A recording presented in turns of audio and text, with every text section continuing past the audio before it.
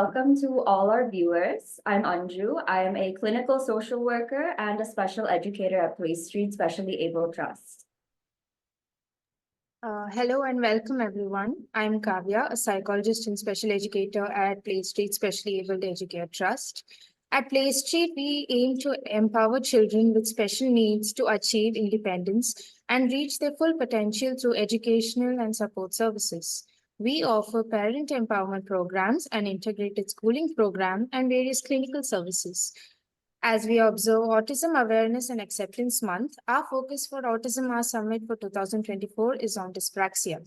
We hope that this series brings light to its complexities, unique challenges, and importance in supporting neurodiversity. Today marks the 9th talk in our series under the segment of the visible effects of dyspraxia. Our topic for discussion is the impact of dyspraxia on cognitive function and memory. And we are honored to have Ms. Jenny Sandler with us today to share her valuable insights and expertise on this topic. Jenny Sandler is a highly experienced educator and advocate for inclusivity, working with autistic, dyslexic, and ADHD children and adolescents both in and out of school. She holds a master's in literacy learning and literacy difficulties, as well as a master's in education in autism in children, and is a certified executive function coach. She uses her professional and personal experience to advise families and schools on environmental accommodations, adjustments to teaching techniques. She uses the best autism and ADHD practices to make school, home, and outings accessible to neurodivergent learners. Thank you for joining us for this discussion, Jenny. So let's get on to the first question. Thank you for having me. It's a real privilege to meet with you guys today. Thank you. So for our first question, could you provide us an overview of dyspraxia and its key characteristics, especially in the context of neurodevelopmental disorders? Okay. So dyspraxia is also known as developmental coordination disorder. And it is when a person has difficulty, I would say, with organization. And that can be physical organization, so organizing their movements, so walking, running, jumping, tying shoes, using cutlery, but then also academic organization. So planning a writing assignment, knowing what the steps are to solve a maths problem. And lots of children who I work with who are autistic or ADHD or dyslexic have dyspraxia as well. It often co-occurs with other neurodevelopmental conditions. So Jenny, moving on to our next question. As you've said that dyspraxia isn't just a motor disorder, we have academic issues and we have real life issues as well.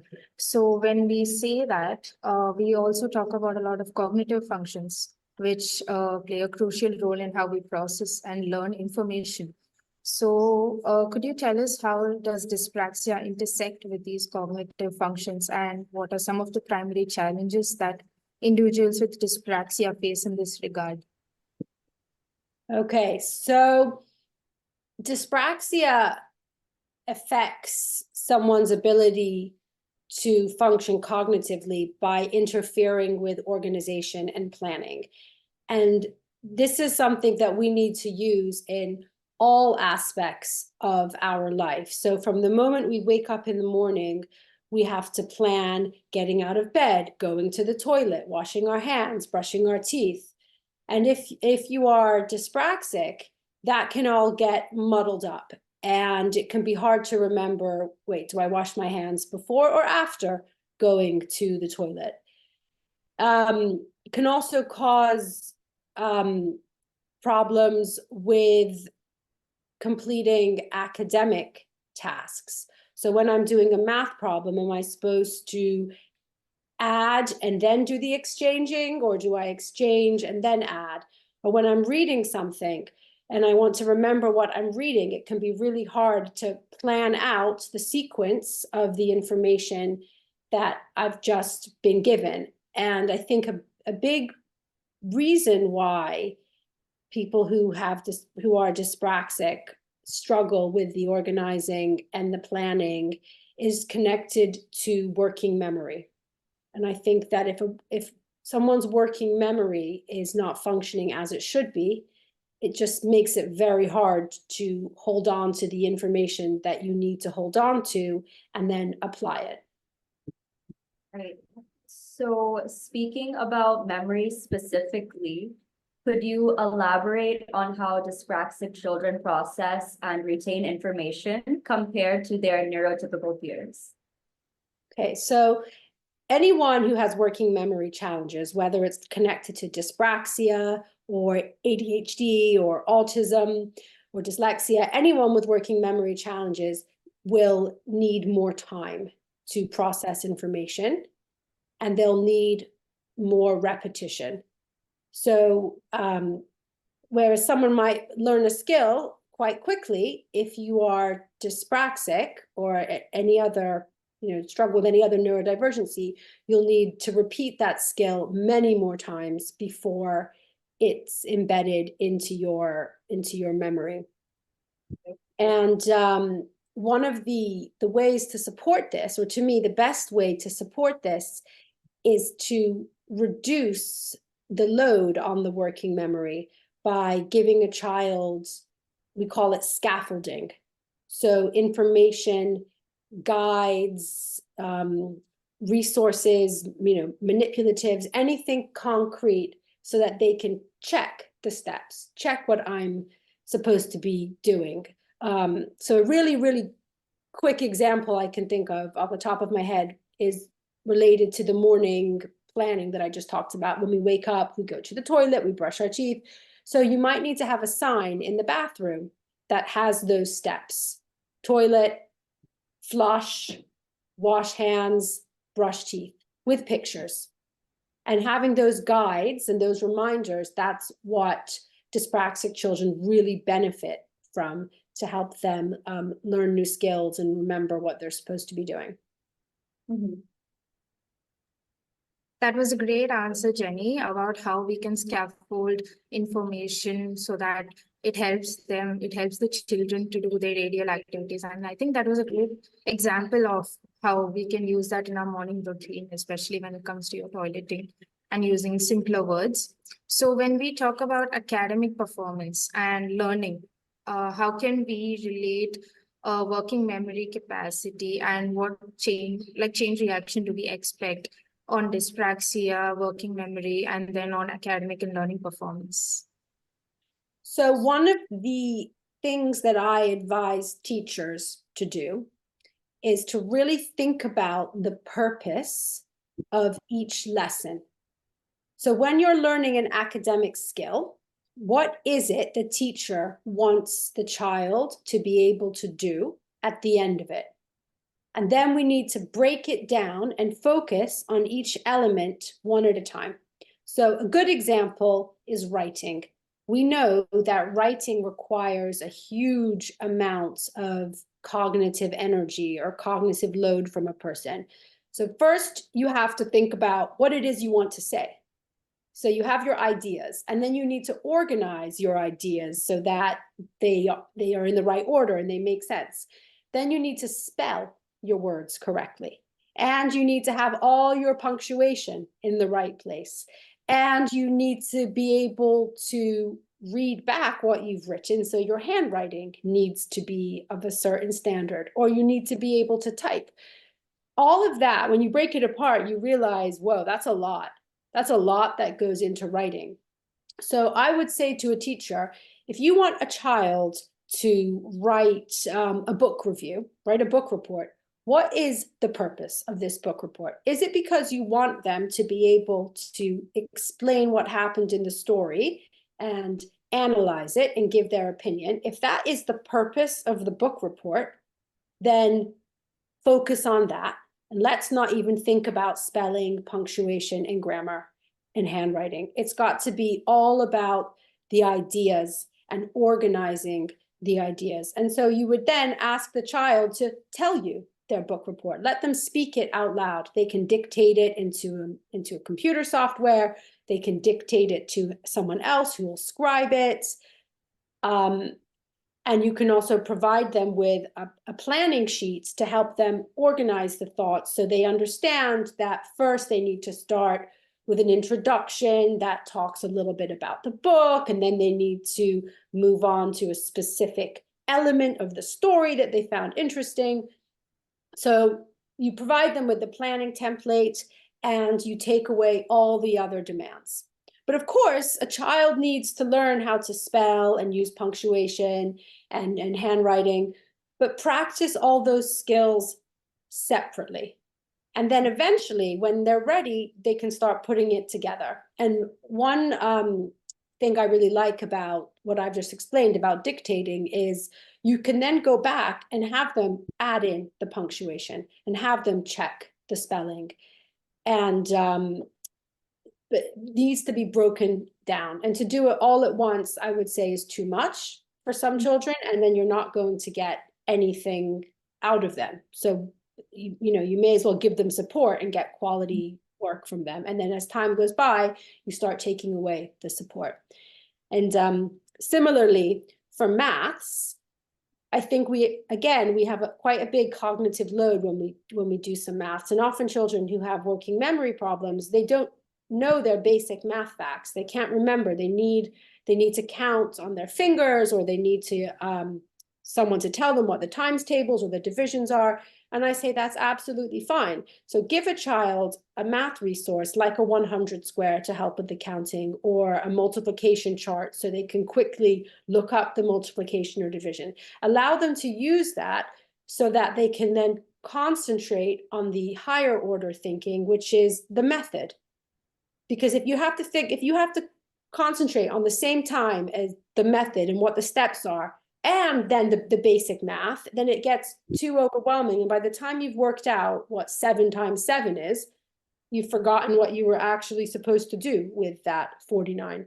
So definitely give a child a resource to help them with some of the more basic things that they might struggle with, and also give them a step-by-step guide to the method. So like a worked example, so they can see step 1, you do this, step 2, you multiply that, and so forth. I hope that makes sense. I realize I was just talking a lot there. You said, when dyspraxic children do encounter difficulties in retrieving information from memory, what strategies or interventions have you found to be effective in supporting their recall abilities? So it's practice, practice, practice. And that's why I like to give them these guides, because if they're spending so much energy trying to figure things out, they're not then able to efficiently practice the skills. So let's take times tables. That's a really common one. Everyone needs to learn their multiplication and their division facts. I say, give a child the grid, the chart, the cheat sheet, whatever you want to call it. They can use that when they're problem solving.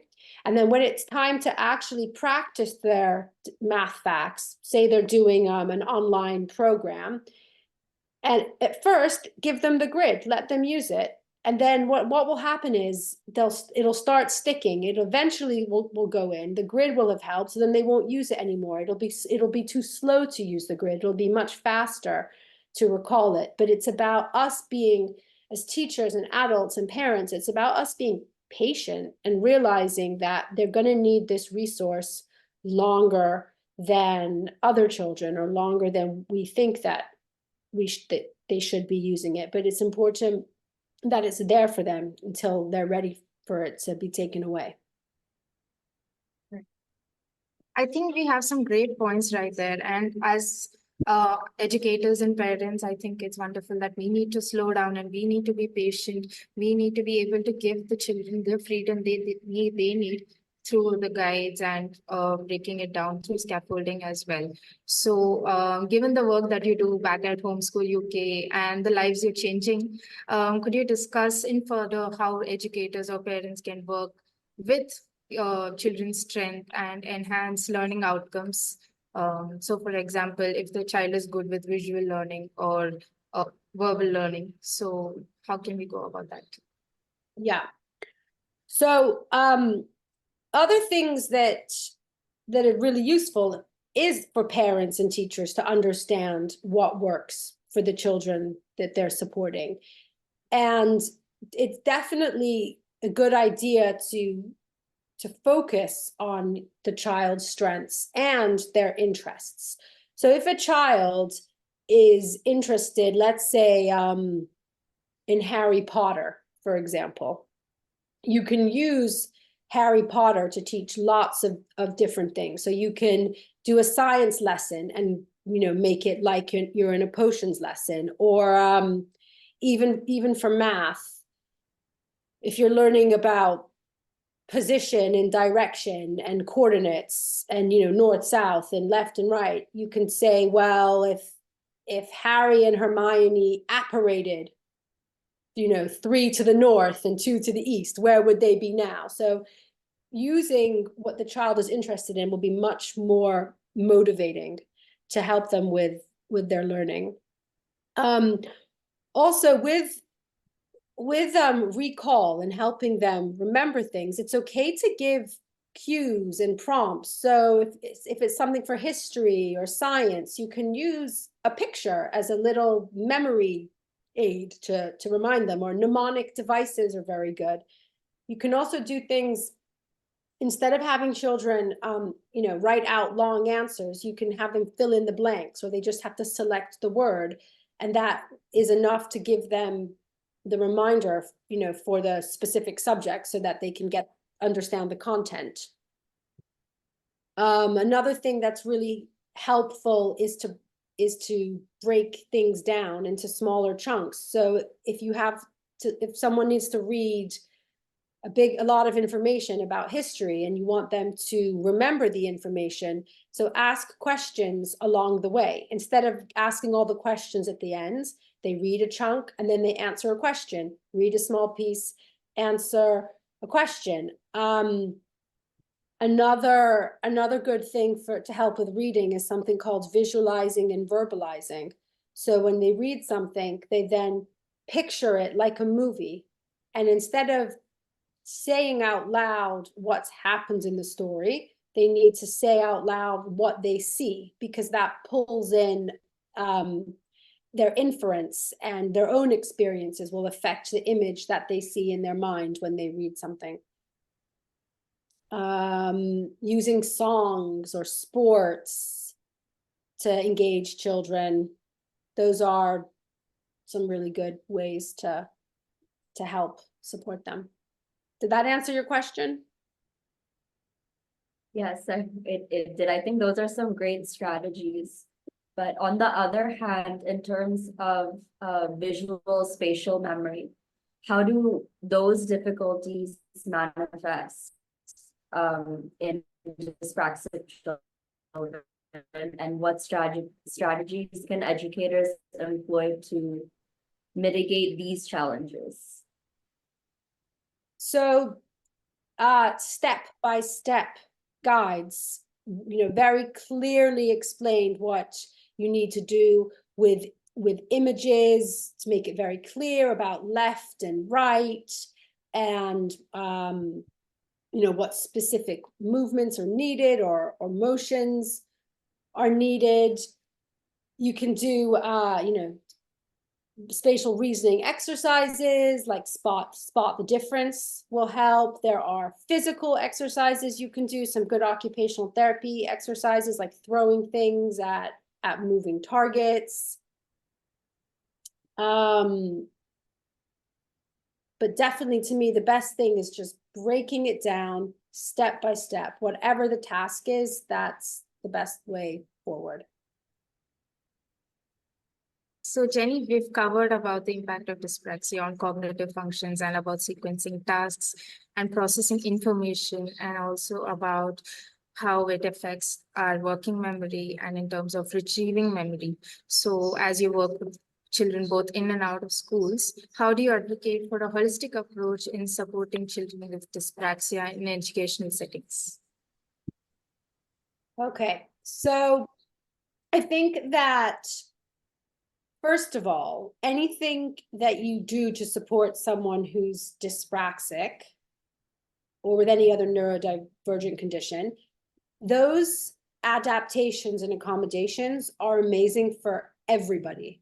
And when I did my my master's degree in autism in children, one of the lines that my professors kept saying was, if it's good for autism, it's good for everybody.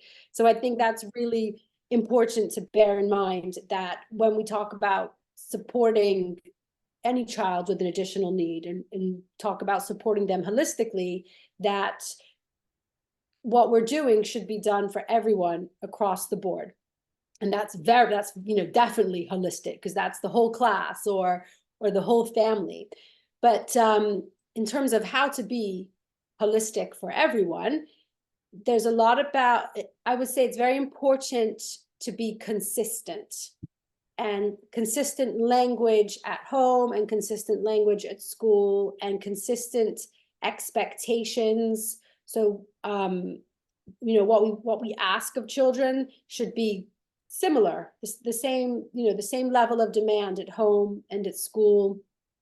I think it's really, really helpful if spaces are organized. And this is one thing that schools do really well, and I think in general, or classrooms are very organized. You have the drawer where the whiteboards are, the drawer where the scissors are. When you finish your homework, you put it in this tray. When you need to do some math, you take out your math book. And I think that really, really helps children to know where things are, what they do next. But we often don't have that at home. And I think that if we could try to make our homes a bit more like school, with a place for everything and clear steps for what you do next, that will really help with a lot of challenges or behavioral challenges that families have at home. And one thing I think that is particularly helpful for dyspraxic children is to keep the physical furniture in the same place. So not to always rearrange the classroom or to change where things are at home. I think it's very helpful that stuff is where it's meant to be. You're less likely to bump into it. You're more likely to find what you need to find. So, drawing from your expertise as someone who's worked extensively in the field, would you be able to share some practical tips or strategies that educators can implement to create inclusive learning space and promote the cognitive and memory development of dyspraxic children? Yeah, I have sort of touched on a few strategies already, so everything I've already said. But what I would do is, what I advise schools is, if you know that certain children are going to need to use resources, like a specific math resource or a specific study guide, then make those available for everybody in the classroom. So you have your box. This is the multiplication box over here. If you need help with your multiplying, you go to this box, and there will be some physical math manipulatives you can use. There'll be the 100 chart. There'll be some step-by-step guides for more complicated problems. And they're there. And therefore, the person who needs them can go and take them and use them, but they don't have to feel like it's their special box because they don't understand multiplication. It's there for everybody. He can go, she can go, and maybe sometimes children will just need an extra boost and they'll go to the box. Similarly, with other accommodations, we often give neurodivergent children ear defenders or a little piece of blue tack to play with. If you make it available for everybody, there's a box of ear defenders. Anyone who's feeling like it's a bit noisy can go take them. There's where we keep the blue tack. If anyone needs a little piece to play with, it's there. And I think it takes away some of the excitement about it, especially with blue tack, right? Kids are always pulling blue tack off the walls. They'll take down artwork from the wall so they can have the blue tack. Well, just let them have it. Then it's not such a big deal. So that is kind of my my top tip for very practical things you can do. Think about what the dyspraxic child needs and how you can make it available for everybody. And that will enhance everyone's learning and hopefully reduce some of the stigma. And again, what a dyspraxic child could need is what we've talked about: the scaffolding, the structure, the lists, visual timetables, step-by-step work with visuals, breaks, movement breaks, sensory breaks, and like a clear, well-organized space to be in. Now that we are nearing the end of our discussion, could you please summarize the importance of adopting a holistic approach in supporting dyspraxic children, and perhaps offer some additional insights or resources for educators or parents to support their students? Yes, so taking a holistic approach is really important because, you know, people have different strengths and different weaknesses, and dyspraxia affects people in different ways. So you might need support with things like tying your shoe, but you might not need support with following a recipe for cooking something. So it's important to think about all the different areas that a child can be supported in, and to provide the support, or only provide what they need. But when we're talking about a whole class and a whole group of kids, it makes much more sense to just put it all out there so that the children can almost pick and choose themselves what support they need to help them with that particular task. And again, these supports are what we've talked about already: the lists, the visuals, step-by-step guides, physical resources to help with math or to help with science. And I think if a teacher wants to learn more about how they can support their dyspraxic learners, well, there's plenty of information on the internet. I would like to write a book one day about the best way to support neurodivergent learners in the classroom. So when I write that book, then we can recommend that. But it's really, really the best advice for teacher, and the best resources is things that are broken down into smaller steps. I think that's the best tip I have for teachers, to find resources that will help them break things down and provide scaffolding. So Jenny, when we were talking about dyspraxia, you also said that there could be comorbidities or other difficulties, right? In terms of verbal, in terms of academic. So in terms of that, can you please explain what are the difficulties that individuals face when they have autism as well as dyspraxia? So often autistic children, autistic adults are also dyspraxic. And I believe it's often recognized as a diagnostic, not a diagnostic criterion, but a sign or a symptom. So if a person's being assessed for autism, it's considered whether they have a slightly unusual gait when they walk, or if they bump into a lot of things, or if they have they have trouble with fine motor, like holding a pencil, tying shoes, using cutlery. So it is definitely known that autistic people really struggle with motor coordination and are likely to be dyspraxic.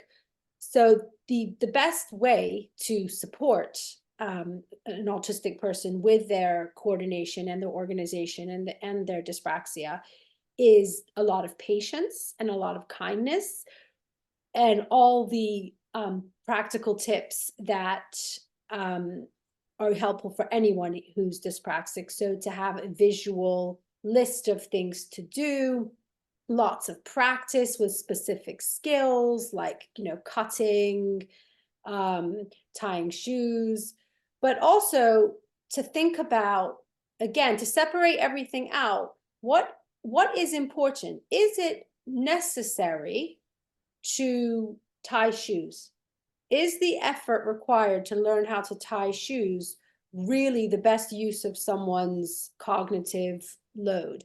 And it might be that's not the case, and you find shoes that don't need laces, or you find you can buy these special things that turn your laces into shoes that you can just slip on. So it's about understanding what's best for that person and making a suitable accommodation, and not just saying, well, everyone needs to know how to tie shoes, so that's a skill you must learn. And also to practice. So, something like cutlery, I would say it is important to be able to use a knife and fork. Maybe not for everyone, but for the majority of autistic people and people in general, we need to know how to use cutlery. So to practice on Play-Doh, and practice on kinetic sounds, and practice on food that's really easy to cut, and build up to, cutting into a really chewy piece of chicken. That shouldn't be the first place to start with. Yeah, that's how I would say you can support an autistic person with their dyspraxia. So thank you so much for all the knowledge and the experiences you've shared, so forth.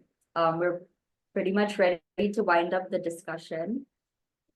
So on behalf of the PlayStreet team, we would like to thank you, Jenny, for taking time to share your insights and expertise with us today. Your perspectives have added valuable depth to our understanding of dyspraxia and developmental coordination disorder. So to our viewers, we hope you found this interview insightful. If you have any questions, we would like to share your thoughts. Feel free to connect with us. At PlayStreet, we offer a special program called the Dyspraxia Program, which encompasses intensive occupational therapy, speech therapy, and physiotherapy, along with upbeat and co-regulation. If you feel that your child has dyspraxia, please feel free to contact us for further details regarding the program. So thank you again for being a part of this conversation. Thank you for having me. It was a real pleasure. Yeah, have a great day. You too.